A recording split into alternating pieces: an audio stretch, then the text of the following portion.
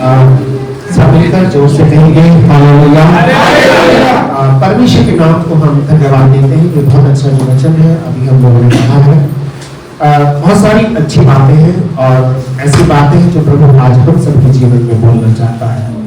ये जितने भी भजन लिखे हैं ये सारे के सारे भजन हमारी रोजमर्रा की जिंदगी को टच करते हैं। ठीक है, हम रोज अपने जीवन को कैसे बिताते हैं, इस दुनिया में हम कैसे रहते हैं, और ये भजन जो लिखे गए हैं ये किसी ना किसी परिस्थिति को दिखाते हैं, किसी ना किसी हालातों को दिखाते हैं कि भजन का लिखने वाला किन हालातों से गुजर रहा है। ठीक है, उसी तरह से जब हम इस भजन संहिता को पढ़ते हैं तो उसमें अलग अलग पार्ट है, अलग अलग हिस्से हैं, और यहाँ से ये तीसरा पार्ट इसका शुरू होता है जिस हिस्से में हम लोग आए हैं। और यहाँ पर इस तीसरे पार्ट में क्या है कि ये तीसरा जो पार्ट है ये इसको आसाफ के भजन से इसको शुरू किया गया। आसाफ का भजन इसमें ऊपर लिखा हुआ है। ठीक है, दाऊद के द्वारा नहीं लिखा हुआ है, ये किसके द्वारा लिखा हुआ है? आसाफ के द्वारा। ठीक है, आसाफ जो है ये एक कौरववंशियों की मंडली का एक व्यक्ति था, और ये कौरववंशी जो लोग होते थे इनका काम होता था परमेश्वर के लिए परमेश्वर की सेवा को करना। और ये लोग ऐसे होते थे, कैसे होते थे कि इस यरूशलेम के मंदिर के अंदर कुछ ड्यूटियां होती थी। ये जो कौरववंशी लोग होते थे ये सुबह काम पे जाते थे और शाम को जैसे लोग काम पे आ जाते हैं इस तरह से लोग करते थे। कुछ लोग ऐसे याजक होते थे जो 24 आवर 24 घंटे वहीं रहते थे, वो अपने घर में नहीं जाते थे। कुछ लेवी लोग होते थे जो सिर्फ परमेश्वर के ही भवन में पूरी तरह से क्या होते थे? समर्पित होते थे। उनको उनके घर जाने की बिल्कुल भी इजाजत नहीं थी, उनको उनके परिवार वालों से संपर्क करने की इजाजत नहीं थी, क्योंकि ऐसा मानना था कि अगर ये घर में जाएंगे ज्यादा घर के कामों में उलझेंगे तो फिर ये प्रभु के काम को नहीं कर पाएंगे। इसलिए टोटली जो थे ये लेवी के जो लोग थे ये वही मंदिर में रहते थे। अब ये कौरववंशी लोगों का काम क्या था? इन कौरववंशी लोगों का काम होता था परमेश्वर के लिए नए नए भजनों को बनाना, परमेश्वर के आंगनों की वहां पर सेवा करना, आने वाले लोगों का ध्यान रखना।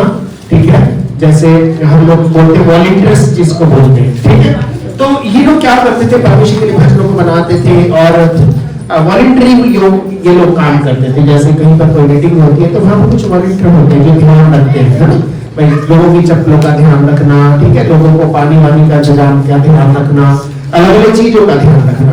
तो ये जो आसाफ था चूंकि पब्लिक से रिलेटेड व्यक्ति था, कि किससे संबंध रखता था? पब्लिक डीलिंग करता था। पब्लिक डीलिंग समझते हो? और बहुत सारे डिपार्टमेंट्स में, आज चाहे वो गवर्नमेंट डिपार्टमेंट हो चाहे वो कोई भी डिपार्टमेंट हो, ऐसा हर व्यक्ति जो पब्लिक डीलिंग करता है, यानी कि रोज कम से कम 100, 200, 500 लोगों से मिलता है, उसकी जो मेंटल स्टेट होती है, उसकी जो दिमाग जो होता है वो थोड़ा सा खराब होता है। खराब का मतलब कि वो चिड़चिड़ा सा होता है। आपने देखा होगा अगर आप हॉस्पिटल में जिसमें भीड़ भाड़ रहती है और किसी नर्स से किसी डॉक्टर से अगर एक चीज को दोबारा पूछ लेंगे वो चिड़ सा जाएगा। समझ रहे हो ना? चिड़ क्यों जाएगा? क्योंकि वो मेंटली क्या है? डिस्टर्ब है, क्योंकि वो बहुत सारी चीजों को देख रहा है। ठीक है, और इसीलिए यहां पर भी ये एक व्यक्ति है जो आसाफ है, ये इस पूरे भजन के अंदर क्या कर रहा है? ये लोगों को देख रहा है। किसको देख रहा है? लोगों को देख रहा है। और इसके मन में एक सवाल है। सवाल क्या है कि सबसे पहला जो वचन है वो हमें बताता है सचमुच इसराइल के लिए अर्थात शुद्ध मन वालों के लिए परमेश्वर भला है। ठीक है, ये बात कहता है, इस भजन के शुरू में भी कहता है। ठीक है, और फिर वो अपने जीवन की कुछ बातें हैं जो यहाँ पर शेयर करता है, और वो कहता है मेरे डग तो उखड़ना चाहते थे और मेरे डग किसको बोलते हैं? कदमों को। ठीक है, मेरे कदमों, है ना? डग क्यों लिखा गया है? डग उसको बोलते हैं जो किसी डगर पर चलते हैं, जो किसी रास्ते पर चलते हैं, यानी कि प्रभु के रास्ते पर मेरे कदम जल जाते थे, वो थोड़ा फिसलना चाहते थे, यानी कि उस रास्ते से वो हटना चाहते थे। और ये क्यों हटना चाहते थे? क्योंकि बहुत सारी चीजें शैतान आपके और हमारे जीवन में लाता है जिससे हम परमेश्वर के मार्गों से थोड़ा सा हट जाए, उसके मार्गों पर ना चले। ऐसा ही इसके जीवन में भी था। और वो कह रहा है कि मेरे डग तो उखड़ना चाहते थे, मेरे पैर फिसलने पर थे। क्यों फिसलने पर थे, क्यों थे? इसका कारण दिया है, क्योंकि जब मैं दुष्टों की कुशल देखता था, उन घमंडियों के विषय में डहा करता था। डहा का मतलब समझते हो? जलन करना। और डहा कौन करता है? जो देखता रहता है किसी को, ये आदमी कैसा है ना। ये बेचारा बैठा रहता होगा साथ, है ना। और जैसे लोग आते हैं, कुछ इसे घमंडी लोग भी मिलते होंगे जो इसको ना जय मसीह की बोलते हैं, ना इसको नमस्ते करते होंगे, दुआ सलाम कुछ करते नहीं होंगे, है ना। इसकी तरफ ध्यान नहीं देते, इसको इग्नोर करके लोग चले जाते होंगे। तो इसको फीलिंग होती थी। और ये फीलिंग इसलिए होती थी कि ये दुनिया में से लोग आते हैं, इनके पास बहुत अच्छे अच्छे कपड़े हैं, ये बड़े सुंदर सुंदर गहने पहन करके आते हैं, सब कुछ इनके पास दिया हुआ है। और मैं यहाँ पर रात दिन प्रभु की सेवा कर रहा हूँ, प्रभु के मंदिर में पूरा मैं मेहनत करता हूँ, उसके बाद भी मेरा क्या है, ये हाल है। कई बार हमारे जीवन में ये सवाल खड़े हो जाते हैं कि जब हम प्रभु की उपस्थिति में जाते हैं तो हम क्या करते हैं? हम एक दूसरे को वहां पर देखते हैं, हम प्रभु को वहां नहीं देखते। और परमेश्वर की उपस्थिति में जाने का मतलब क्या है कि हमें जाकर के वहां प्रभु को देखना है, लोगों को नहीं देखना। क्योंकि लोगों को हम देखेंगे तो हमारे मन के अंदर दो चीजें आएंगी, या तो हमें उस व्यक्ति पर दया आएगी या फिर उस व्यक्ति पे हमें जलन आएगी। बहुत सारी चीजें हैं, क्योंकि यहाँ पर हम खुदा की जिंदगी को झांकने के लिए आते हैं, दूसरों की जिंदगी को झांकने नहीं आते। तो यहाँ पर परमेश्वर का जो वचन है वो इस बात को बताता है कि जब मैं दुष्टों का कुशल देखता था, कुशल का मतलब लोग तो दुष्ट हैं लेकिन मजा कर रहे हैं। आज दुनिया में बहुत लोग ऐसे हैं जो चोरी करते हैं, उल्टे सीधे काम करते हैं। आपको लगेगा यार ये तो बहुत अच्छे हैं, इनके घर एक की जगह 4-4 कारें खड़ी है ना, इनका तो सब कुछ ये हो रहा है। इनका एक घर था, इन्होंने दूसरा भी ले लिया, इनके पास 2 थे, इन्होंने तीसरा भी ले लिया, ठीक है। तो कई बार हमारे मन के अंदर ये बात आती है कि प्रभु मैं तेरे से प्रार्थना करता हूँ, मैं तेरा जन हूँ, मैं तेरे साथ रहता हूँ, लेकिन उसके बाद भी जो है ये सब आशीषें तू उनको दे रहा है और तू मुझको नहीं दे रहा। फिर वो कह रहा है कि उनको मृत्यु की वेदनाएं नहीं होती और उनका बल अटूट रहता है, उनको दूसरे मनुष्यों के समान कष्ट नहीं होता और अन्य मनुष्य के समान उन पर विपत्ति नहीं पड़ती। इस कारण अहंकार उनके गले का हार बना है और उनका ओढ़ना उपद्रव है। उनकी आंखों में चर्बी छलकती है और उनकी मन की भावनाएं उमड़ती हैं। ठीक है, आपने देखा होगा कि दुनिया में जो लोग होते हैं, कई बार जो बहुत पैसे वाले लोग होते हैं, बहुत घमंडी लोग होते हैं, ठीक है।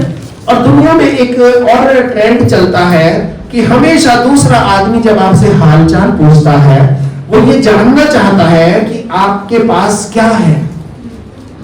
आपके पास अपना घर है, आप क्या काम करते हैं, आपकी कहाँ फैक्ट्री है, क्या आप जॉब करते हैं। वो अपने मन में इस बात को तोलता है कि ये आदमी मेरे से अच्छा है या मैं इससे अच्छा हूं। तो लोग आज दुनिया में जब आप किसी से भी मिलेंगे, किसी से भी बात करेंगे, वो आपके घर परिवार रोजगार बिजनेस सब चीजों के बारे में पूछ लेगा और अपने मन में फिर वो ये देखेगा कि इस आदमी से मुझे क्या फायदा हो सकता है या इसके साथ मुझे दोस्ती बढ़ाने से नुकसान हो सकता है। और ध्यान रखना, आज उन लोगों से कोई भी बात नहीं करना चाहता, ना उनकी दोस्ती करना चाहता जिन लोगों से लोगों को फायदा, क्योंकि हर एक रिलेशन, हर एक संबंध आज किस पर निर्भर करता है, स्वार्थ पर निर्भर करता है। और ये व्यक्ति जो था, ये भी लोगों की तरफ देखता रहता था, जबकि ये प्रभु की सेवा करने के लिए वहां मंदिर में था, इसको चाहिए था प्रभु की तरफ देखे, लेकिन ये लोगों की तरफ देखता था और अपने मन में ये विचार करता था कि देखो इनको मौत की कोई वेदना नहीं, इनका बल अटूट रहता है, ये कभी बीमार भी नहीं पड़ते। बल अटूट रहने का मतलब ये कभी कमजोर नहीं दिखते, ये हमेशा हेल्थी दिखते हैं, इनके जीवन में सब कुछ बढ़िया चल रहा है ना। और बहुत ही अहंकार करते हैं। मतलब कई बार क्या होता है, अगर हमें कोई नमस्ते नहीं करता, हो सकता है वो पता नहीं किस कारण से नहीं किया हो, लेकिन हम कई बार सोचते बड़ा घमंडी है, बड़े घमंडी है लोग। इसका मतलब क्या होता है कि हम अपने मन में क्या करते हैं, कल्पना करते हैं। हो सकता है उसने आपको ना देखा हो सकता है उसका दिमाग कहीं और हो सकता है उसका विचार कहीं और हो, लेकिन फिर भी हम अपने हिसाब से क्या करने लगते हैं, ये सब बातों करने लगते हैं, ठीक है। और लिखा है 7वें 9वें वचन में क्या लिखा है, वे मानो स्वर्ग में बैठे हुए बोलते हैं। तो मानो का मतलब एक उदाहरण दिया हुआ है ना। मानो का मतलब ऐसा मान लो, मतलब ऐसा तुलना कर रहा है वो, जैसे वो स्वर्ग में बैठे हुए क्या कर रहे हैं, बोलते हैं। स्वर्ग में बैठे हुए बोलने का मतलब क्या होता है, स्वर्ग में बैठे हुए बोलने का मतलब हुक्म के साथ बोलते हैं। ओए चल यहाँ से गिलास पानी लेके आ, ओए चल यहाँ पे बैठा है, यहाँ से उठा। मतलब एक तरह से उसकी जो वॉइस होती है, कमांडिंग वॉइस होती है, मतलब दूसरों को हुक्म देने वाली आवाज होती है। और वो चीज इसको पसंद नहीं है। इसको लग रहा है प्रभु मैं तेरी सेवा करता हूँ, मुझे इज्जत मिलनी चाहिए, मैं तेरे भवन में रहता हूँ, मुझे आदर मिलना चाहिए। लेकिन इसके बाद भी जो है ये मतलब बहुत दुखी है अपने अंदर में, ठीक है। और दुखी इसलिए है, और अब ये व्यक्ति क्या हो गया है, 12 वचन को ध्यान से पढ़ेंगे। देखो ये दुष्ट लोग हैं तो भी सदा आराम से रहकर धन संपत्ति बटोरते रहते हैं। मतलब इसकी नजरों से जो दिखाई दे रहा है, क्या दिखाई दे रहा, बताओ। मैं धनी व्यक्ति हूँ और ये दुष्ट लोग हैं तो भी आराम के साथ क्या करते रहते हैं, धन बटोरते रहते हैं। इसकी नजर कहाँ है, इन लोगों के धन पर है, इन लोगों के कपड़ों पर है, इन लोगों के जेवर जो ये पहन के आते हैं उस पर है। क्योंकि इस्राएल के अंदर बहुत गोल्ड होता था, पता है आपको।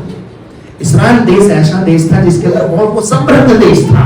उसके अंदर बहुत लोगों के अंदर एक आम बात होती थी, गोल्ड की चैन पहनना या गोल्ड के कई चीजें होती थी जो सोने की लोग पहनते थे। और वो लोग पहन करके जैसे भाई जिसकी जैसी हैसियत होती थी, कोई भवन में आता था, कोई बाजार में जाता था, कोई मार्केट में जाता था। लेकिन ये व्यक्ति उनके दाह करता था और अपने आप को उनसे क्या करता था, तुलना करता था। तो प्रियो, इस दुनिया में हर प्रकार का व्यक्ति आपको मिलेगा। जब आप मार्केट में निकलेंगे, जब आप बाहर जाएंगे तो हर तरह के व्यक्ति आपको टकराएंगे और आपको दिखेंगे। हालांकि आप उनको नहीं जानते, आपके मन में उनके प्रति कल्पना होगी। कई बार आप सोचते हैं भाई ये तो प्रभु को नहीं मानते, तो चर्च में नहीं जाते, भवन में भी नहीं जाते, उसके बाद भी इनके पास सब कुछ है। और कई बार हम अपने आप को बहुत छोटा समझते हैं, तो हमें कुछ भी नहीं, इनके पास इतना सब कुछ है, इनके पास ये है, इनके पास वो है। लेकिन प्रियो, परमेश्वर का जो वचन है वो आगे हमें बताता है अब इस आदमी को बहुत पछतावा हो रहा है। 13 वचन में इसको क्या हो रहा है, बहुत पछतावा हो रहा है कि प्रभु मैंने तेरी सेवा को क्यों चुन लिया, मैंने अपने कैरियर को तेरे साथ क्यों चुन लिया। ये क्या कह रहा है, देखो ध्यान से पढ़ेंगे 13 वचन को। हाँ, निश्चय मैंने अपने हृदय को व्यर्थ शुद्ध किया। निश्चय का मतलब ये बात तो भैया पक्की हो गई कि मैंने बेकार में अपने हृदय को क्या किया, शुद्ध किया। और अपने हाथों को निर्दोषता में धोया है। और अपने हाथों से कभी भी कोई दोष लगाने वाला किसी ऐसा काम मैंने नहीं किया। हाँ, आगे। क्योंकि मैं दिन भर मार खाता आया हूँ कि मेरी तो हमेशा मुसीबतें मेरे जीवन में आती चली जाती हैं। हाँ, और प्रति भोर को मेरी ताड़ना होती है। और रोज प्रति भोर को मेरी क्या होती है, ताड़ना होती है। कि जब ये जाता है वो 4 गिलास वहां रखना, वो कुर्सी उठा के वहां रखनी, यहाँ पे ठीक से झाड़ू लगानी, यहाँ पे पर्दे को ठीक करना, यहाँ पे ये काम करना। इसको रोज क्या मिलती थी, डांट मिलती थी। इसको क्या मिलती थी, रोज डांट मिलती थी। ये कह रहा प्रति भोर को मेरी ताड़ना होती रहती है। और यदि मैंने कहा होता हाँ, मैं ऐसा ही कहूंगा, हाँ, तो देख मैं तेरी संतान के साथ क्रूरता का व्यवहार करता। हाँ, वो ये भी कह रहा है, देख मैं तो कितना अच्छा आदमी हूँ, अगर मुझे पता होता ना ये बहुत दुष्ट आदमी है तो मैं बहुत उसके साथ बुरा बर्ताव करता। इसका मतलब ये कह रहा है कि मैं सबकी इज्जत कर रहा हूँ, सबको नमस्ते कर रहा हूँ, या अपनी भाषा में मैं सबका आदर कर रहा हूँ। लेकिन ये लोग मेरी तरफ देख भी नहीं रहे हैं, घमंड से चले जा रहे हैं, है ना। और देखने से लग रहा है सब कुछ पैसा भी इनके पास ये है, इनके पास वो है। लेकिन इसको शायद मालूम नहीं था इनके पास कुछ भी हो, लेकिन परमेश्वर नहीं है। फिर आज ये इसको पछतावा हो रहा है। हम में भी कई बार क्या होता है, अपने जीवन के ऊपर पछतावा होता है। कई बार हम सोचते हैं प्रभु ये दुष्ट लोग हैं, देखो इनके पास कितनी गाड़ियां हैं, कितना पैसा है, इनके पास कितने प्लॉट हैं, कितने मकान हैं। हम इस बात को सोचते हैं। और जब हम इस बात को सोचते हैं, हम इस बात को नहीं सोचते कि उनके पास कुछ भी हो, लेकिन उनके पास परमेश्वर नहीं है। हालेलुया। क्योंकि परमेश्वर आपको वो सब कुछ देने की हिम्मत रखता है, सामर्थ्य रखता है, शक्ति रखता है, तो उसके साथ एक शर्त पर प्रभु रखता है, वो चीज आपको देगा जिस चीज को लेकर के आप और भी ज्यादा प्रभु के साथ बढ़ो। कुछ लोगों को परमेश्वर इसलिए नहीं देता क्योंकि उसको मालूम है कि आज ये थोड़ा सा ऐसा है तो आ रहा है, लेकिन इसके बाद सब कुछ दे दिया तो फिर ये यहाँ दिखाई देने वाला भी। तो इसलिए परमेश्वर आपको कभी भी वो चीज नहीं देगा जिस चीज को लेकर आप प्रभु से दूर हो जाओ। परमेश्वर हमेशा आपको उस चीज को देगा जिस चीज को लेकर आप वहीं पर रहो जहां हो।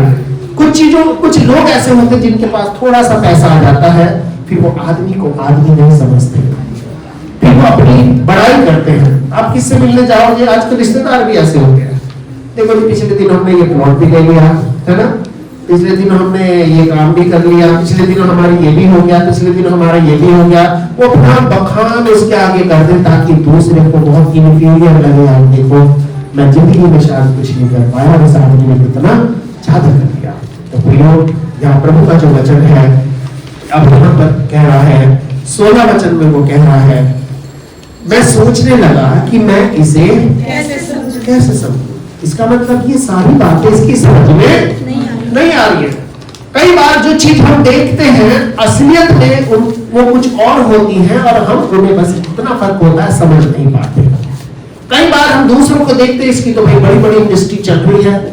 कई बार हम लोग बैंकों को देखते हैं, कितने बड़े बड़े बैंक है, लोग इतने की गड्डियां वहां पर जमा कर रहे हैं, लेकिन एक समय आया ये सारे के सारे बैंक बर्बाद हो गए थे। फिर इन सारे के सारे बैंकों को 2-2, 3-3 को मिला के एक जगह बैठाना पड़ा। लो भाई, तुम्हारी गड्डी वो छीन के ले गया, कोई बात नहीं, तुम्हारा भी वो छीन के ले गया, कोई बात नहीं, तुम 3 लोग एक बन जाओ। इसलिए 27 बैंकों को मर्ज करके कितने बैंक बना दिए, करीब करीब 10 बैंक बनाए। पता है आपको मालूम है भाई बात। तो कई बार जो हमें दिखाई देता है वास्तव में वैसा नहीं होता। बड़े बड़े जो उद्योगपति लोग हैं वो सब पैसे को लेकर कहीं लॉस भी हो गया हम लोगों को, अब वो उस कर्जे को देने की हैसियत में नहीं, और उनके कर्जे बड़े आराम से माफ हो जाते हैं। लेकिन एक गरीब आदमी का 1 लाख का अगर कर्जा हो, रात दिन बेचारा उसके हाथ आर्थिक नहीं रुकती है, तो उसे थाने में बंद करे कि उसको सता रहे हैं, उसको धमका रहे हैं, तो उसको कुछ कर रहे हैं। लेकिन ध्यान रखना प्रभु का जो ये वचन है वो ये कहता है कि कई चीजें ऐसी होती हैं जो हमें दिखाई देती हैं पर हमें समझ में नहीं आती। और जब तक हम किसी चीज को ना समझे, देखी हुई बात पर हम कभी भी विश्वास ना करें, क्योंकि वो झूठी हो सकती है। कई बार जो चीज हमें दिखाई देती है वास्तव में वो वैसा नहीं होता। यहाँ प्रभु का जो वचन है वो ये कह रहा है, तब मैंने कहा, तब मैं सोचने लगा। 16 वचन को पढ़ेंगे ध्यान से। जब मैं सोचने लगा हाँ, कि इसे मैं कैसे समझूं, ये तो यह मेरी दृष्टि में अति कठिन समस्या थी। तो मेरे लिए बहुत बड़ी ये समस्या थी कि मैं इस चीज को समझ नहीं पाता। आज हम भी कई बार इस चीज को नहीं समझ पाते कि प्रभु दुनिया में कितने दुष्ट लोग हैं। देखो वो सब मजे कर रहे हैं, हम लोग प्रार्थना करने वाले लोग हैं, उसके बाद भी कष्टों को खा रहे हैं। तो प्रियो ऐसा नहीं है। प्रभु का वचन आगे इस बात का जवाब देता है, और मैं जब तक नहीं समझा, जब तक कि मैंने ईश्वर के पवित्र स्थान में जाकर उन लोगों के परिणाम को नहीं देखा। हालेलुया। परिणाम क्या होता है? रिजल्ट होता है। और ध्यान रखना, कोई भी काम आप करेंगे उसका रिजल्ट बहुत जल्दी आपको मिलेगा। और सबसे पहला रिजल्ट कहाँ मिलेगा? आपको आपके शरीर के ऊपर मिलेगा, क्योंकि आपका शरीर क्या है? पवित्र आत्मा का। अगर आप गलत हो तो सबसे पहले आप अपने शरीर के अंदर उस दुख को उठाओगे। अगर आपका शरीर फिट है, ठीक है, बढ़िया है, इसका मतलब दुनिया आपके लिए कुछ भी बोलती रहे, आप परमेश्वर की नजरों में सही होने चाहिए। हालेलुया। और इसलिए आगे इसमें लिखा है, उन लोगों के परिणाम को ना सोचा। आगे क्या लिखा है? निश्चय तू उन्हें फिसलने वाले स्थानों में रखता है। किनको? उन लोगों को जो आज हमें दिखाई दे रहे हैं कि भाई इनके पास बहुत पैसा है, इनके पास बहुत गाड़ियां हैं, इनके पास बड़ी धन दौलत है ना, कितनी लग्जरी कार इनके पास है, कितने बढ़िया बढ़िया कपड़े पहनते हैं, कितने अच्छे अच्छे गहने ये लोग पहनते हैं। भाई भी बताती है सब लोग कहाँ रहते हैं? फिसलने वाले स्थानों में। फिसलने का मतलब क्या है? कि कोई कितना भी ऊंचा चला जाए, लेकिन ध्यान रखना जब फिसलता है तो कहाँ आता है? सीधा नीचे आता है। ठीक है, फिसलने का मतलब एकदम फिसलना क्या होता है, और फिसलता आदमी मतलब के किसी समय पर नहीं, अचानक फिसलता है। कब फिसलता है? हम कहते हैं ना भाई क्या हो गया पैर में, ये अचानक से पैर फिसल गया था, जानबूझ के तो फिसलना। एक समय था जब तक पैर नहीं फिसल रहा, लेकिन अचानक से, इसका मतलब कि परमेश्वर ऐसे लोगों के जीवन में अचानक से कुछ करता है कि जो आसमान में आज उड़ रहे हैं वो मिनट में वहां जाते हैं, जीवन के ऊपर आ जाते हैं। इसीलिए प्रभु का वचन हमें बताता है कि इस दुनिया में कहीं कोई भी कर रहा है, कुछ भी कर रहा है, हम इस बात को ना देखें, हमें ये देखना है प्रभु मैं तेरे लिए क्या कर रहा हूँ, आज मेरे पास क्या है। हम उस चीज के लिए दुआ करें जो आज हमारे पास नहीं है, हम उस चीज के लिए ईर्ष्या ना करें कि जो चीज उसके पास है। हम ये दुआ ना करें कि प्रभु जैसा उसका कपड़ा है वैसा कपड़ा मुझे चाहिए, ऐसी दुआ मत करो। आप ऐसी दुआ मत करो जैसा घर उसका बना है ऐसा घर मुझे चाहिए।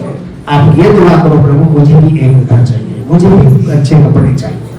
हम क्या करते हैं, दूसरों की चीजों को देखकर क्या होते हैं, परेशान होते हैं कि बताओ इतना बढ़िया घर इसका बना हुआ है, इतने अच्छे कपड़े पहन रहा है, इतनी बढ़िया कार है इसकी, है ना, इतना अच्छा मोबाइल ले रखा।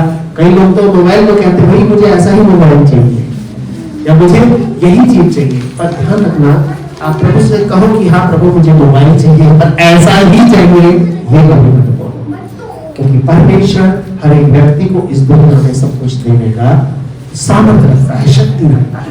इसलिए हमेशा जब आप प्रभु के भवन में आते हो तो कई चीजें आपकी समझ में नहीं आएगी, और ये चीजें आपको जब समझ में आएंगी जब उनका रिजल्ट सामने आएगा। रिजल्ट का मतलब कि उन चीजों का परिणाम होता है, और वचन कहता है कि जब मैंने उनके परिणाम को ना देखा तब तक वो बात मेरी समझ में नहीं आई। निश्चय तो उन्हें फिसलने वाले स्थान में रखता है और गिराकर सत्यानाश।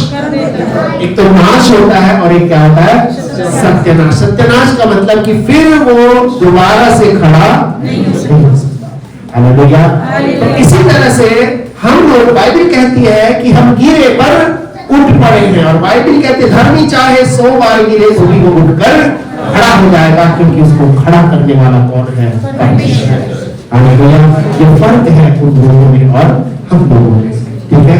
तो प्रभु का जो वचन है वो हमें इस बात को बताता है कि, और 19 वचन में क्या हो गया, अब वो खुश हो गया। 19 वचन में क्या हो गया, खुश हो गया। खुश क्यों हो गया? शायद इसे कोई अच्छी खबर मिली होगी, और हम खुश कब होते हैं, जब हमें हमारे मन के मुताबिक कोई समाचार मिल जाता है। वो क्या कह रहा है, वे क्षण भर में कैसे उजड़ गए हैं, हाँ। वे मिट गए, वे घबराते घबराते नष्ट हो गए। हाँ, मतलब अब उसे थोड़ी चैन मिल गई। देखो कोई किसी के साथ कुछ गलत हो गया होगा, अब इसको सुकून पड़ गया, 1 मिनट में बताओ सब कुछ खत्म हो गया, ठीक है। आज हम देखते हैं कि बहुत सारी चीजें हैं जिनको खत्म होने में समय नहीं लगता, क्योंकि जो लोग शैतान के साथ चलते हैं शैतान उनके साथ चलता है। और बाइबल में लिखा है कि शैतान कभी किसी का भला नहीं कर सकता, जो चोरी करने, घात करने और नाश करने को आता है, लेकिन यीशु ने कहा मैं इसलिए आया हूं ताकि तुम जीवन पाओ और बहुत सारे लोग दुनिया में हैं। आपको एक अभी 2 महीने पहले मैंने एक न्यूज पढ़ा था, और उस न्यूज में क्या था, एक परिवार जो था पूरा का पूरा परिवार एक बहुत अच्छी इंडेवर कार के अंदर अपना छुट्टी बिताने के लिए कहां जा रहा था, एक मसूरी जगह है देहरादून की साइड में। और ऐसा समाचार आया कि सारे के सारे लोग क्या थे उसमें, कार में थे, और वो कार क्या हो गई, एक एक्सीडेंट के तहत क्या हो गया, वो खाई में गिर गया। और क्योंकि पहाड़ों में क्या होता है, नीचे खाई होती है, और उस परिवार में से एक भी व्यक्ति, और इसलिए उनकी जो इंडस्ट्री थी, उनकी जो फैक्ट्रियां थी, वो बॉम्बे या साउथ साइड के लोग थे, उनकी सारी इंडस्ट्री कहां चली गई, गवर्नमेंट ने अपने कब्जे में ले ली, क्योंकि अब कोई वारिस नहीं। ये लोग आनंद मनाने, खुशी मनाने जा रहे होंगे, शायद मोहल्ले वाले कह रहे हो बताओ कितने अच्छे लोग बेचारे घूमने जा रहे हैं, फिर वो सोचते बताओ हम तो कभी घूमने भी नहीं गए, है ना। कई बार जब हम दूसरों को घूमते हुए देखते हैं तो हम अपने आप को पछताते हैं, ये तो घूमने जा रहे हैं बताओ, हम तो जा ही नहीं रहे हैं, बड़ा दुख होता है कई बार। कोई लोग अच्छे कपड़े पहन के घर से निकलते हैं, हम अपने कपड़ों को देखते हैं, बताओ हमारे पास तो अच्छे कपड़े हैं, लेकिन प्रभु का जो वचन है वो हम इस बात को बताता है कि निश्चय तू उन्हें फिसलने वाले स्थानों पर रखता है और गिरा कर सत्यानाश कर देता है। और कितने देर लगा, थोड़ा सा देर में सब कुछ खत्म। और उनका जो भी कुछ था, क्योंकि जितने भी लोग थे फैमिली के सब उसी में थे, और सब क्या हो गए, खत्म हो गए। छोटा उनका परिवार था, 2 बेटे थे और कोई मियां बीवी थे, सब क्या हो गए, खत्म हो गए। इसका मतलब क्या है कि आज जो हम देख रहे हैं उसे हमें समझना पड़ेगा। और समझे हम कब, जब हम धीरे धीरे प्रभु के साथ अपने जीवन को बिताएंगे तो ये सब चीजें हमें समझ में आएंगी। और ये कब समझ में आया, इसको कब समझ में आया, 17 वचन को पढ़ेंगे, क्या समझ में आया, जब तक कि मैंने ईश्वर के पवित्र स्थान में जाकर उन लोगों के परिणाम को न समझा। जब ये परमेश्वर के पवित्र स्थान में गया और उनके परिणाम को न देखा। ठीक है, कोई भी व्यक्ति कुछ भी गलत करता है उसका परिणाम बहुत जल्दी आज के समय में उसको मिल जाता है, बहुत जल्दी मिल जाता है। इसलिए हम इस बात को ध्यान रखेंगे कि परमेश्वर वास्तव में बहुत महान परमेश्वर है।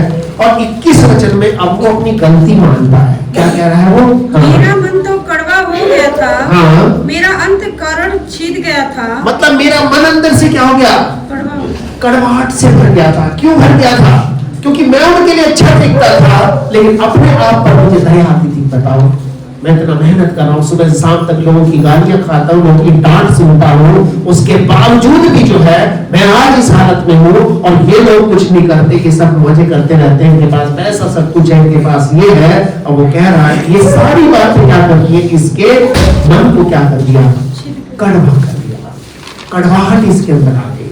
ठीक है, तो इसी तरह से ध्यान रखें, दूसरों को देखकर हम अपने मन के अंदर कभी भी कड़वाहट को नहीं लाना है।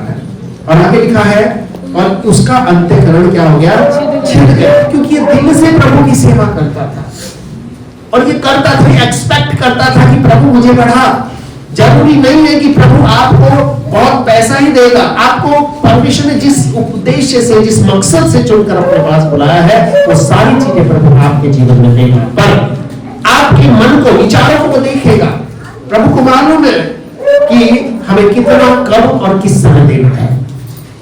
ठीक है, प्रभु को मालूम है, क्योंकि बाइबल में लिखा है भजन संहिता 84 अध्याय के 11 वचन में कि यहोवा परमेश्वर सूर्य और ढाल है, यहोवा अनुग्रह करेगा और महिमा देगा। और जो लोग खरी चाल चलते हैं उनसे वो कोई भी अच्छा पदार्थ रख नहीं छोड़ेगा। यानी कि हर चीज उनको देने के लिए क्या है, वो तैयार है। परमेश्वर आपको सब कुछ देने के लिए तैयार है। पर क्या आज वो सब चीजें आप देने के लिए तैयार हैं? आपको भी अपने को क्या करना है, तैयार करना। आपके घर में दूध देने वाला अगर आता है तो आपको उसके लिए बर्तन को तैयार करके पहले से रखना है, क्योंकि जो खराब बर्तन में अगर आप दूध लोगे तो वो दूध ना तो आपके काम का रहेगा, ना वो किसी काम के रहेगा। इसलिए ध्यान रखना, परमेश्वर के लिए हम सब लोग क्या करें, अपने आप को हमेशा तैयार रखें। और 22 वचन में कह रहा है, मैं तो पशु शरीखा था, हाँ, और समझता न था। मैं तेरे संग रहकर भी पशु बन गया। मैं तेरे संग रहता तो था, लेकिन कैसा था, पशु बन गया था। पशु क्यों बन गया, पशु क्या काम करता है? पशु को सिर्फ अपने खाने से मतलब होता है, अपने नहाने से मतलब होता है, और चुपचाप बैठ करके आराम करने से मतलब। आज कितने लोग प्रभु के साथ चलते हैं, वो क्या करते हैं, उनको बस अपने खाने पीने से मतलब है, अपने रेस्ट से मतलब है, और उन्हें किसी काम से मतलब नहीं है। और इसीलिए पशु को क्या किया जाता है, उसके गले में एक चैन बांधी जाती है, मजबूरी है। चैन बांधना पशु के गले में क्या है, मजबूरी है, वो बांधनी ही। आप अपने घर में गाय लेके आओ, भैंस लेके आओ, घोड़ा लेके आओ, गधा लेके आओ, कुछ भी आपके घर में हो, आपको उसको बांधना ही पड़ेगा। और वो कह रहा है मैं पशु शरीखा हो गया था। पशु के समान क्यों हो गया, मैं अपने आप को बंधा हुआ महसूस कर रहा था। तेरे साथ तो रहता था पर तेरे साथ नहीं था। हालेलुया। आज कितने लोग प्रभु के साथ तो रहते हैं पर प्रभु के नहीं होते। इसलिए आज हमें जितना हम प्रभु के साथ रहेंगे और जो भी कुछ हमारे पास है उसके लिए हम प्रभु को क्या करेंगे, धन्यवाद करेंगे। क्योंकि प्रभु को हमें धन्यवाद देना है, क्योंकि कुछ लोगों के पास इतना भी नहीं होता जो हमारे डिफरेंस है। हम कई बार क्या करते हैं, दूसरों की चीजों को देखते हैं, नकल करते हैं, और आज नकल का युग है। कैसा युग है? किसी की कोई साड़ी का भी ट्रेंड चलता है, कुछ गहनों का ट्रेंड चलता है, मोबाइल का ट्रेंड चलता है, आपके कपड़ों का जो स्टाइल है, डिजाइन है, यहाँ तक बालों की डिजाइन का भी क्या चलता है, ट्रेंड चलता है। हम चाहते जैसा उसके पास है बालों का स्टाइल मेरा भी होना चाहिए, जैसे उसने अपने बाल कटाए मुझे भी कटाने। अरे भाई कल को जब गंजे होने शुरू हो जाओगे तो क्या आप भी गंजे होने शुरू हो जाओगे? ऐसा नहीं है। आपको मालूम है विदेशों में ट्रेंड चल रहा है कि लोग गंजे होना शुरू हो गए हैं, पता है आपको? लड़कों ने बाल रखने शुरू कर दिया, लड़कियों ने बाल कटाने शुरू कर दिए, यानी कि उल्टा हो रहा है। आदमी के कपड़े लेडीज पहन रही है, लेडीज के कपड़े आदमी पहन रहे हैं। आज पूरा कपड़ा यूट्यूब आप देखोगे ये सब कुछ उल्टा होता जा रहा है, लेकिन हमें वही रहना है, क्योंकि प्रभु के साथ रहकर हमें कड़वाहट नहीं रखनी है। परमेश्वर के साथ रहकर हमें अपनी कड़वाहट को दूर करना है और अपने आप को देखना है और परमेश्वर को देखना है, क्योंकि हम में से हर एक व्यक्ति बिल्कुल अलग है। हम में से हर एक व्यक्ति बिल्कुल अलग है, हम टोटली अलग हैं, हम एक दूसरे के जैसे नहीं है। और इसीलिए तो प्रभु ने हमें अलग बनाया ताकि हमें एक दूसरे की जरूरत पड़े। हमें एक दूसरे की क्या पड़े? जरूरत पड़े। आपके किचन के अंदर सारी चीजें चम्मच नहीं हो सकती, कुछ चमचे भी जरूरी है, कुछ कटोरियां भी जरूरी है, कुछ थाली भी जरूरी है, हर एक चीज जरूरी है, तब जाके आपका किचन कहलाएगा। उसी तरह से आपका जीवन, आपकी कलीसिया, इनमें सभी लोग क्या है, अलग अलग प्रकार के लोग हैं, और जो जैसा है वैसा ही हमें उसको क्या करना है, एक्सेप्ट करना है, क्योंकि वो हमारी वजह से भी ऐसा है तो परमेश्वर की वजह से ऐसा है। हालेलुया। और इसलिए प्रभु का वचन हमें बताता है इसमें कि मैं तेरे साथ रहकर भी कैसा हो गया था, पशु बन गया था। साथ तो तेरे रहता था लेकिन जानवरों वाले काम कर रहा था, क्योंकि समझता नहीं था। और जानवर को कैसे चला जाता है पता है? उसको मार के चला जाता है, चल इधर को जा, चल इधर को जा, चल इधर को जा, यहाँ खड़ा रह, यहाँ बैठता, क्योंकि जानवर को क्या किया जाता है, कंट्रोल किया जाता है।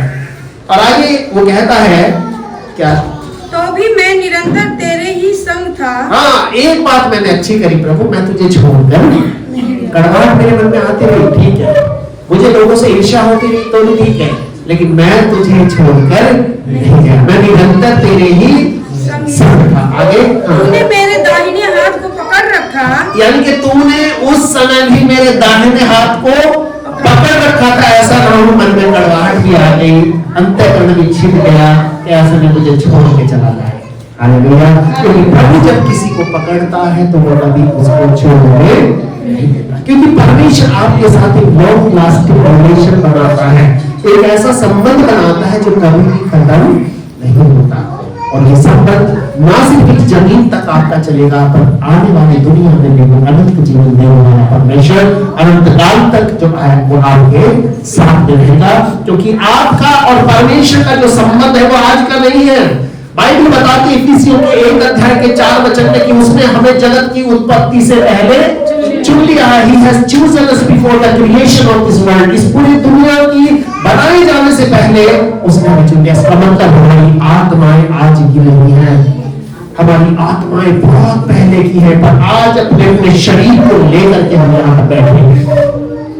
हमारी आत्मा, हमारी सोच, हमारा स्वभाव, हमारे विचार, प्रभु को मालूम है कि कौन से व्यक्ति को किस घर के अंदर भेजना है, किस व्यक्ति को किसके साथ सेट करके उनको एक परिवार बनाना है। प्रभु को मालूम है किस व्यक्ति को कब किससे मिलाना है, ये किसके हाथ में है, परमेश्वर के हाथ में है। और ध्यान रखना, आज हम जहां हैं, जैसे हैं, जिस हालत में है, हमें उसमें प्रभु को धन्यवाद करना है, क्योंकि इस दुनिया में हम अपनी मर्जी से नहीं है, परमेश्वर की। और आगे इस वचन के अंदर आखिरी वचन को थोड़ा सा पढ़ेंगे। परंतु परमेश्वर के समीप रहना हाँ। यही मेरे लिए भला है। हाँ। मैंने प्रभु यहोवा को अपना शरण स्थान माना है, हाँ। जिससे मैं तेरे सब कामों का वर्णन करूं। हाँ। अच्छा, इससे पहले एक वचन है 27 वचन, क्या लिखा है इसमें? जो तुझसे दूर रहते हैं वे नष्ट होंगे। हाँ। जो कोई तेरे विरुद्ध व्यभिचार करता है, हाँ। क्योंकि तू उसका विनाश कर। जो तेरे विरुद्ध व्यभिचार करता है, यानी कि जो तुझे छोड़कर और चीजों में लग जाता है, वो व्यक्ति क्या होगा? नष्ट होगा। ठीक है, तो परमेश्वर के साथ अगर हम रहते हैं तो हमें प्रभु के साथ ही रहना है, परंतु परमेश्वर के समीप रहना यही मेरे लिए। हालेलुया। तो आज आपको और मुझको हर एक परिस्थिति चाहे कैसी भी क्यों ना हो, हमें अपने परमेश्वर के करीब रहना है, उसके पास में रहना है। और उसका वचन कहता है कि वो परमेश्वर उसके दाहिने हाथ में सुख सर्वदा बना रहता है। हालेलुया। क्योंकि हम यीशु मसीह कहाँ बैठा है? परमेश्वर के। और हम कहाँ बैठे हैं? हम कहाँ बैठे हैं? बाइबल में लिखा है कि जब हम प्रभु की स्तुति करते हैं, आराधना करते हैं, तो प्रभु का सिंहासन उतरकर हमारे बीच में आता है और हम भी प्रभु के दाहिनी ओर बैठते हैं। हालेलुया। वो तो कह रहा है, उसने मेरे कौन से हाथ को पकड़ रखा था? कौन से हाथ को पकड़ रखा था? बाएं को क्यों नहीं पकड़ा? दाएं को इसलिए पकड़ा क्योंकि प्रभु हमेशा हमें सही हाथ से पकड़ता है। हालेलुया। जब हम हाथ मिलाते हैं तो कौन सा हाथ मिलाते हैं? दाहिना हाथ, राइट हैंड मिलाते हैं। ठीक है। और ये दाहिना हाथ क्या होता है? जब एक शादी हम लोग पढ़ते हैं, जैसे पास्टर हो कोई शादी पढ़ते हैं, तो लड़की जो खड़ी होती है, लड़के के कौन से हाथ की तरफ खड़ी होती है? बाएं की तरफ, दाहिने हाथ की तरफ। क्यों? राइट हैंड जो है वो एक अधिकार को दिखाता है, और राइट हैंड जो है वो एक संगति को दिखाता है जो हमारे परमेश्वर के साथ में होती है। क्योंकि जब हम प्रभु की स्तुति करते हैं, भजन संहिता 122 में लिखा है कि तू जो इस्राएल की स्तुति के सिंहासन पर क्या है? विराजमान है, तू तो पवित्र है। तो जब हम प्रभु की स्तुति करते हैं तो हम परमेश्वर के राइट हैंड बैठ जाते हैं, और उसके बाएं हाथ में क्या है? आपको पता है परमेश्वर के बाएं हाथ में क्या है? परमेश्वर के बाएं हाथ में आपके लिए सुरक्षा है, क्योंकि यहोवा हमारी क्या है? ढाल है। वो ढाल इसलिए है कि वो दाहिने हाथ में आपको रखता है, बाएं हाथ में वो शत्रु के वार को रोकने के लिए आपके लिए सुरक्षा। हम भजन भी गाते हैं ना, तेरा लहू ढाल और सबकी पनाह और मजबूत।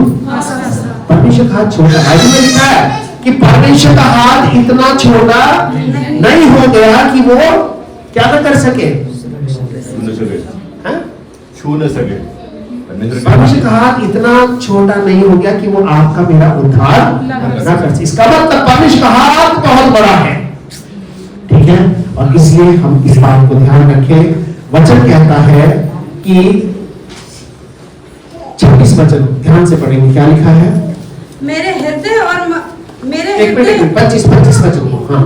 स्वर्ग में मेरा और कौन है? कि प्रभु जब दुनिया को मैं छोड़ जाऊंगा तो उस आसमान में मेरा और कौन है? हाँ, आगे। तेरे संग रहते हुए मैं पृथ्वी पर और कुछ भी नहीं चाहता। अब इसको अकल आ गई है कि प्रभु इस पृथ्वी पर मैं सिर्फ तेरे अलावा और कुछ नहीं चाहता। मुझे किसी के अच्छे कपड़े नहीं देखने, मुझे किसी के गहनों का लालच नहीं, मुझे किसी की कहीं और जो सुख समृद्धि है उसका लालच नहीं, बस तेरे सिवा इस पृथ्वी पर मैं और कुछ, क्या लिखा है? नहीं चाहता। इसलिए दाऊद भी अपने भजन में कहता है यहोवा मेरा चरवाहा है, मुझे कुछ घटी। लेकिन जो ओरिजिनल बाइबल है उसमें लिखा है कि यहोवा मेरा चरवाहा है और मुझे अब कुछ नहीं चाहिए। हालेलुया। क्योंकि जब प्रभु आपको मिल जाएगा तो सब कुछ आपको मिल जाएगा। और ध्यान रखना, अगर आप ये सोचेंगे मुझे ये भी मिल जाए, मुझे वो भी मिल जाए, तो आप फिर परेशान होंगे, क्योंकि आपका ध्यान कहाँ जाएगा? उन चीजों में जाएगा। आपका ध्यान कहाँ जाना चाहिए? परमेश्वर की उपस्थिति में जाना चाहिए, क्योंकि ये साफ कह रहा है जो तुझसे दूर रहते हैं वो नष्ट होंगे। ठीक है। परंतु परमेश्वर के समीप रहना यही मेरे लिए भला है। मैंने प्रभु यहोवा को अपना शरण स्थान माना है, जिससे मैं तेरे सब कामों का, मेरा काम यह है कि तेरे कामों का वर्णन करूं। मेरा काम है कि तेरे काम को मैं दूसरों को बता सकूं। कैसे? भजन लिख करके, तेरी आराधना के द्वारा, तेरी तुझसे प्रार्थना के द्वारा दूसरों को मैं प्रभु के भवन के अंदर ला करके उनको एक अच्छा मार्गदर्शन करके उनकी सेवा करके मैं क्या कर सकूं? प्रभु तेरे काम को कर सकूं। हालेलुया। तो प्रभु इस वचन में हमें एक बात को बताता है कि जब हम प्रभु के भवन में आते हैं या दुनिया में रहते हैं, हम कभी भी दूसरों की चीजों को ये न देख करके कहें कि ऐसी चीज मेरे पास भी होनी चाहिए, क्योंकि प्रभु ने आपको हो सकता है उससे भी बढ़िया चीज देने के लिए चुना। इसलिए परमेश्वर के पास जब हम आते हैं, इसमें कहें कि प्रभु मुझे तेरी जरूरत है। और जब प्रभु ही हमें मिल जाएगा तो हमें फिर किसी चीज की कमी हो सके, ठीक है। और आप अगर देखेंगे इस्राएल के अंदर एक स्टेट है जिसको यहूदा का स्टेट बोलते हैं, जैसे वहां पे राज्य होते हैं ना, उत्तर प्रदेश का राज्य इसका, तो इस्राएल के अंदर 12 स्टेट है, 12 गोत्रों के, और उनके अंदर सबसे रिच स्टेट जो है, सबसे जो धन वाला या पैसे वाला स्टेट है, पता है कौन सा है? नंबर 1 पे लेवाइट का जो स्टेट है, लेवियों का जो स्टेट है, और दूसरे नंबर पर यहूदा का स्टेट जो है। लेवी का जो स्टेट है वो क्या है, क्योंकि लेवी लोग ऐसे होते थे जो कभी अपने घर नहीं जाते थे, वो अपनी जमीन जायदाद, अपने घर, अपनी प्रॉपर्टी, हर एक चीज को छोड़कर वो प्रभु के साथ चलते थे। और आज इस्राएल के अंदर लेवियों का जो स्टेट है वो सबसे समृद्ध है, बड़ी बड़ी इंडस्ट्रियां हैं, वहां पर रहने वाला हर आदमी करोड़पति है। यहूदा का भी दूसरे नंबर पर नाम है। इस तरह से 12 गोत्र जैसे इस्राएल के थे। पर मैं आपको बताना चाहता हूँ, बाइबल में लिखा है कि तब परमेश्वर ने लेवी के गोत्र को इसलिए अलग किया कि वो यहोवा की वाचा का संदूक उठाया करे, यहोवा के सम्मुख खड़े रहकर उसके नाम से आशीर्वाद दिया करे, जैसा कि आज के दिन तक होता आ रहा है। और इसलिए चूंकि वो यहोवा का संदूक उठाते थे, उनको अपने भाइयों के बीच में कोई निज भाग, निज अंश क्यों नहीं मिला? क्योंकि यहोवा ही उनका हाँ था, उन्होंने यहोवा ही को चुना था। हालेलुया। आज आपको मुझको भी किसको चुनना है? परमेश्वर को चुनना है। प्रभु अगर तुम मेरे साथ है तो समझो सारी दुनिया की दौलत, सारी दुनिया की खुशियां मेरे साथ है। तो मुझे कभी भी निराश नहीं करेगा। हालेलुया। तो जीवन में कई बार हमारे मन में परेशानी आती है, हमारे जीवन में कई बार बहुत सारे सवाल आते हैं, जैसे इसके मन में आ रहे थे, प्रभु हम तो तेरी आराधना करते हैं, पढ़ाई करते हैं, उसके बाद भी मेरा जीवन दुखों से भरा है, मेरा जीवन जरूरतों से भरा है। लेकिन ध्यान रखना, परमेश्वर आपकी जरूरतों को पूरा करने वाला परमेश्वर है। तो प्रभु इस वचन के द्वारा हम सब आशीष दे। आइए हमारे पास समय होगा, हम सब लोग